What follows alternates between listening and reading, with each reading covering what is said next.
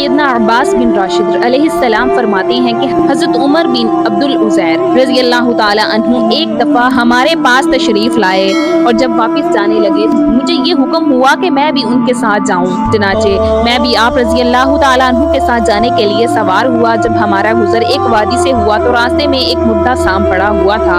हज़रत उमर अपनी सवारी से नीचे उतरे और सांप को दफन करके फिर सवार हुए और हम अपनी मंजिल की तरफ चल पड़े। इतने में गैबी आवाज आई, खरका खरका। हम आवाज तो सुन रहे थे लेकिन कोई नजर नहीं आ रहा था। हजरत उमर बिन अब्दुल उज़ैर रज़ियल्लाहु ताला अन्हु ने फरमाया, ए गैबी आवाज देने वाले, मैं तुझे अल्लाह ताला का वास्ता देकर पूछता हूँ, अगर तुम सामने आ सकते हो तो आकर हमें बता दो कि ये खरका क्या है। उसने जवाब दिया कि खरका उसी सांप का नाम है जिसको आप अभी दफन करके आए हैं। मैंने एक दिन हजरत मोहम्मद सल्लल्लाहु अलैहि वसल्लम को इस सांप से ये फरमाते हुए सुना कि खरका तुम चटेल जमीन में मरोगे और जमाने का सबसे बेहतरीन मोमिन तुम्हें दफन करेगा। आप रज़ियल्लाहु ताला अन्हु ने पूछा कि अल्लाह ताला आप पर रहम फरमाए, ये तो बताओ कि तुम कौन हो। उसने बताया कि मैं इन 7 जिन्नात में से एक हूँ जिन्होंने इस वादी में रसूलुल्लाह सल्लल्लाहु अलैहि वसल्लम की बायत की थी। आप रज़ियल्लाहु ताला अन्हु ने दोबारा पूछा, क्या वाकई तुमने ये बात अल्लाह के रसूल सल्लल्लाहु अलैहि वसल्लम से सुनी है? उसने कहा, जी हाँ, ये सुनना था कि आप रज़ियल्लाहु ताला अन्हु अश्कवार हो गए और वहां से चल दिए। हज़रत सैयदना हारिस बिन ज़ैद रज़ियल्लाहु ताला अन्हु अमीरुल मोमिनीन हज़रत उमर रज़ियल्लाहु ताला अन्हु के पड़ोसी थे। आप फरमाते हैं कि खुदा की कसम जब रात की तारीखी छा जाती है और सितारे रोशन हो जाते हैं तो आप रज़ियल्लाहु ताला अन्हु मरीज की तरह बेचैन और इस्तराब की हालत में चले जाते हैं और गमज़दा इंसान की तरह रोने लगते हैं। गोया मैं आप रज़ियल्लाहु ताला अन्हु को ये कहते सुन रहा हूँ कि ए दुनिया, तू क्यों मेरा पीछा करती है या मुझ में दिलचस्पी क्यों लेती है? जा मुझसे दूर हो जा, किसी और को धोखा दे।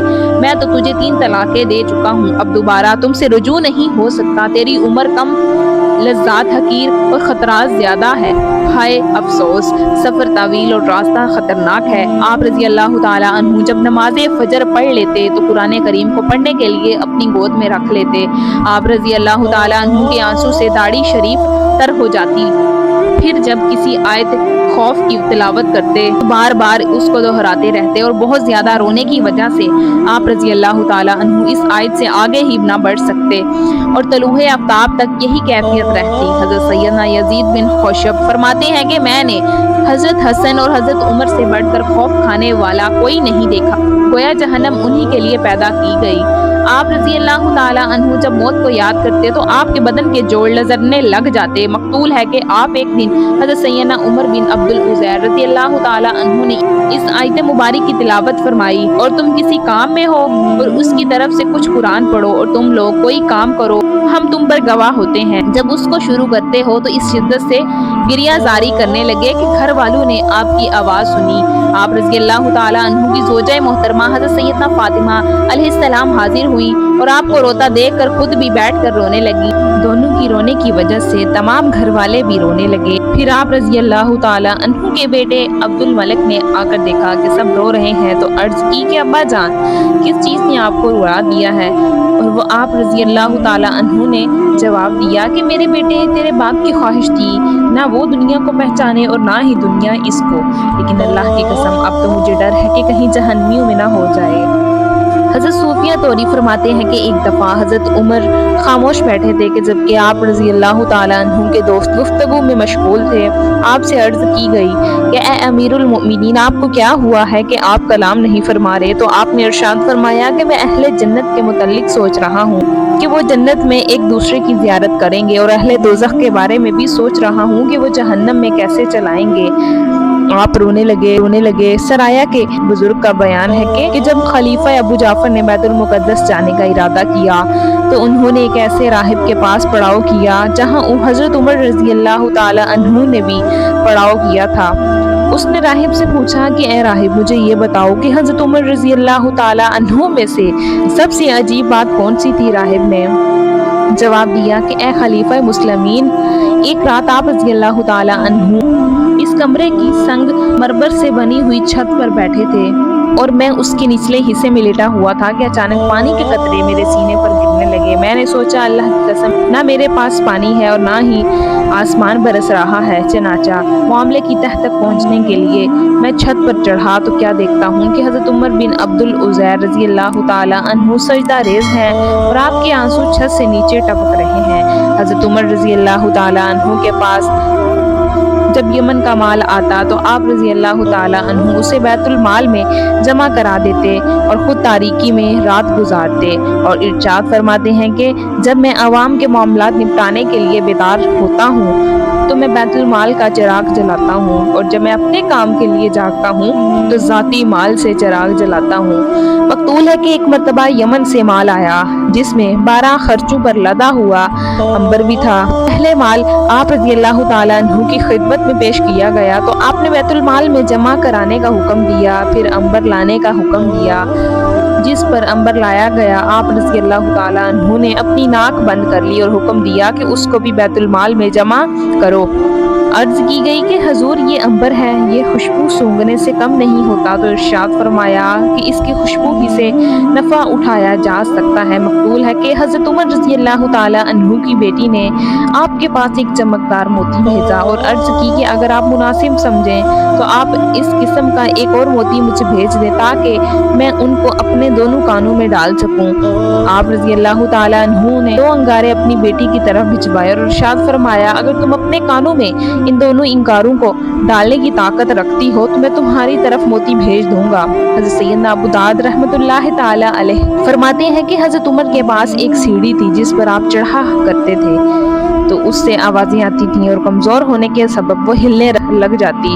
آپ کے دوستوں میں سے کسی نے اس کو گارے سے مضبوط کر دیا اور پھر جب آپ رضی اللہ تعالیٰ عنہ اس پر چڑھے تو دیکھا کہ اب کی بار آواز نہیں آ رہی۔ دریافت کرنے پر عرض کی گئی کہ فلاں شخص نے اسے ٹھیک کر دیا ہے تو آپ رضی اللہ تعالیٰ عنہ نے ارشاد فرمایا کہ اس کو واپس اپنی حالت پہ کر دو، کیونکہ جب مجھے یہ خلافت کی ذمہ داری سونپی گئی ہے میں نے اللہ تعالیٰ سے یہ وعدہ کر رکھا ہے کہ نہ کوئی دیوار بناؤں گا نہ کوئی عمارت۔ حضرت سیدنا عبد الرحمن بن زید رحمۃ اللہ تعالی علیہ فرماتے ہیں کہ حضرت عمر رضی اللہ تعالیٰ عنہ 28 سال منصب خلافت پر فائز رہے۔ آپ رضی اللہ تعالیٰ عنہ کے وصال سے پہلے ایک شخص کثیر المال لے کر ہمارے پاس آیا اور کہنے لگا کہ آپ جہاں مناسب سمجھے اس مال کو فقراء میں تقسیم کر دیجئے، مگر اسے اپنا مال لے کر واپس جانا پڑا کیونکہ حضرت عمر رضی اللہ تعالیٰ عنہ نے اپنی احتیاط سے لوگوں کو غنی کر دیا تھا۔ حضرت سیدنا نضر بن سہل رحمۃ اللہ تعالیٰ علیہ اپنے والد محترم سے بیان فرماتے ہیں کہ حضرت عمر رضی اللہ تعالیٰ عنہ نے ایک دن اپنی نوکرانی سے فرمایا کہ مجھے پنکھے سے ہوا دو تاکہ میں سو سکوں، تو وہ آپ رضی اللہ تعالیٰ عنہ کو پنکھا دینے لگی اور نیند کے جھٹکے سے نوکرانی کی بھی آنکھ لگ گئی۔ جب آپ رضی اللہ تعالیٰ عنہ بیدار ہوئے تو اسے پنکھا لے کر کنیز کو پنکھا لانے لگے۔ جب کنیز بیدار ہوئی تو آپ رضی اللہ تعالیٰ عنہ کو پنکھا لگاتے ہوئے دیکھا تو اس کی چیخ نکل گئی۔ آپ رضی اللہ تعالیٰ عنہ نے ارشاد فرمایا کہ تو بھی تو میری طرح انسان ہے، تجھے بھی میری طرح گرمی لگتی ہے، لہٰذا میں نے چاہا کہ تجھے پنکھا دوں جیسے تو مجھے پنکھا دے رہی تھی۔ ولید بن ہشام کا بیان ہے کہ میری ایک یہودی سے ملاقات ہوئی، اس نے حضرت عمر رضی اللہ تعالیٰ عنہ کے خلیفہ بننے سے پہلے ہی مجھے بتا دیا تھا کہ آپ رضی اللہ تعالیٰ عنہ خلیفہ بنیں گے اور عدل کریں گے۔ میں نے جب حضرت عمر سے مل کر انہیں یہ بات بتا دی جبکہ آپ خلیفہ بن گئے اور چند روز بعد اسی یہودی سے میری ملاقات ہوئی، وہ کہنے لگا کہ میں نے تمہیں نہیں بتایا تھا کہ آپ رضی اللہ تعالیٰ عنہ ان قریب خلیفہ بن جائیں گے، اور وہی ہوا جو میں نے کہا تھا۔ میں نے کہا تھا کہ ہاں ایسا ہی ہوا۔ پھر اس نے مجھے بتایا کہ اب آپ رضی اللہ تعالیٰ عنہ نے زہر پی لیا ہے، لہٰذا انہیں کہو کہ اپنا علاج حفاظت کر لیں۔ ولید بن ہشام کا کہنا ہے کہ پھر میری ملاقات حضرت عمر رضی اللہ تعالیٰ عنہ سے ہوئی، میں نے زہر کا معاملہ ذکر کیا تو آپ نے ارشاد فرمایا کہ اللہ کی قسم میں وہ گھڑی جانتا ہوں جس میں مجھے زہر دیا گیا، اگر میری شفا اپنے کانوں سے لوٹ چھونے یا خوشبو سونگھنے میں ہوتی تو بھی میں ان کا ہی ذکر کرتا۔ تو سیدنا مہاجد رحمۃ اللہ تعالیٰ علیہ فرماتے ہیں کہ حضرت عمر رضی اللہ تعالیٰ عنہ نے اپنے مرض الموت میں مجھ سے دریافت فرمایا کہ لوگ میرے متعلق کیا کہتے ہیں۔ میں نے عرض کی کہ لوگ کہتے ہیں کہ آپ پر جادو کیا گیا ہے، تو آپ نے ارشاد فرمایا کہ مجھ پر کوئی جادو نہیں کیا گیا؟ ہاں مجھے زہر پلا دیا گیا ہے۔ پھر غلام کو بلوایا اور استغفار فرمایا کہ تو نے مجھے زہر کیوں دیا؟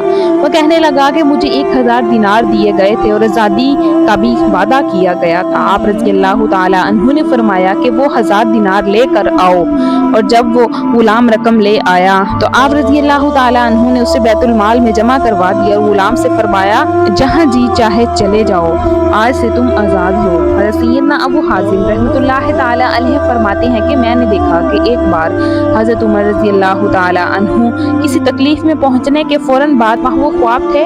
پہلے آپ رضی اللہ تعالیٰ عنہ روئے پھر مسکرائے۔ جب آنکھ کھلی تو میں نے عرض کی کہ اے امیر المؤمنین، خواب میں ایسا کیا معاملہ پیش آیا کہ آپ پہلے رو پڑے اور اس کے بعد مسکرانے لگے؟ آپ رضی اللہ تعالیٰ عنہ نے پوچھا کہ کیا تم نے دیکھ لیا تھا؟ میں نے عرض کی جی ہاں، کہ میں نے دیکھا کہ ایک بار حضرت عمر رضی اللہ تعالیٰ عنہ کسی تکلیف میں پہنچنے کے فوراً بعد محو خواب تھے۔ پہلے آپ رضی اللہ تعالیٰ عنہ روئے پھر مسکرائے۔ جب آنکھیں کھولی تو میں نے عرض کی کہ اے امیر المؤمنین، خواب میں ایسا کیا معاملہ پیش آیا کہ آپ پہلے رو پڑے اس کے بعد مسکرانے لگے؟ آپ رضی اللہ تعالیٰ عنہ نے پوچھا کہ کیا تم نے دیکھ لیا؟ میں نے عرض کی کہ ہاں جی ہاں، میں اور ارد گرد کے تمام لوگوں نے بھی دیکھ لیا تھا۔ آپ رضی اللہ تعالیٰ عنہ نے فرمایا کہ میں نے دیکھا کہ قیامت قائم ہو چکی ہے، قبروں سے اٹھنے کے بعد لوگوں کی 120 صفیں ہیں، جن میں 80 امت محمدیہ صلی اللہ علیہ وسلم کی ہیں، اور اچانک منادی نے ندا دی کہ حضرت ابو بکر صدیق کہاں ہے؟ حضرت ابو بکر نے لبیک کہا تو فرشتوں نے آپ کو دوبارہ خداوندی میں کھڑا کر دیا اور آپ رضی اللہ تعالیٰ عنہ آسان حساب لیا گیا۔ فارغ ہونے کے بعد آپ رضی اللہ تعالیٰ عنہ کو حکم فرما دیا گیا کہ دائیں جانب والوں میں یعنی جنتیوں کی طرف آ جاؤ۔ پھر امیر المؤمنین سیدنا عمر بن خطاب رضی اللہ تعالیٰ عنہ کو لایا گیا۔ آپ رضی اللہ تعالیٰ عنہ کا حساب کتاب بھی بآسانی مکمل ہو گیا۔